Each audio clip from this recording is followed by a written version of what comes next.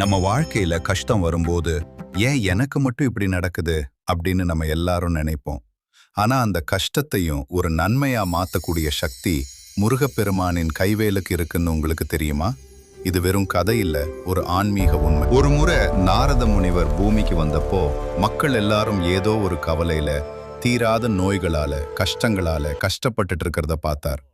மனசு தாங்காம நேரா முருகப்பெருமான் கிட்ட போய், முருகாக்கா, உன் பக்தர்கள் இப்படி கஷ்டப்படுறாங்களே, இதுக்கு ஒரு முடிவே இல்லையா அப்படின்னு வருத்தத்தோட கேட்ட. அதற்கு கருணை கடலான முருகப்பெருமான் புன்னகையோட சொன்னார், நாரதரே, மக்களின் கஷ்டங்கள் எல்லாமே அவங்க செஞ்ச கர்ம வினைகளோட பலன்தான்.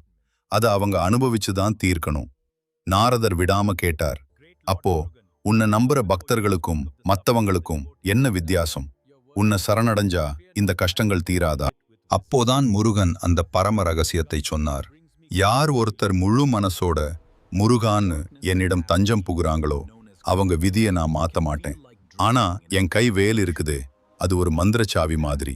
அவங்க கஷ்டப்படும் போது அந்த கஷ்டத்தை தாங்கிக்கூடிய சக்தியையும் அந்த கஷ்டத்துல இருந்து வெளியே வரத்துக்கான புத்தியையும் என் வேல் அவங்களுக்கு கொடுக்கும். அவங்க வினை அப்படின்ற பெரிய கடல்ல மூழ்கும் போது என் வேல் ஒரு படகா மாறி அவங்கள கரை சேர்க்கும். இதுதான் என் சரணாகதி தத்துவம். அதனாலதான் உங்களுக்கு ஒரு கஷ்டம் வரும்போது ஏன் வந்ததுன்னு யோசிக்காம, முருகா நீயே கதின்னு அவன் காலில் விழுந்துடுங்க. அவன் கை வேல் உங்களை காக்கும். உங்க கவலையை தீர்க்க போற அந்த முருகனுக்கு ஒரு அரோகரா சொல்லிட்டு இந்த வீடியோவை உங்க நண்பர்களுக்கும் ஷேர் பண்ணுங்க.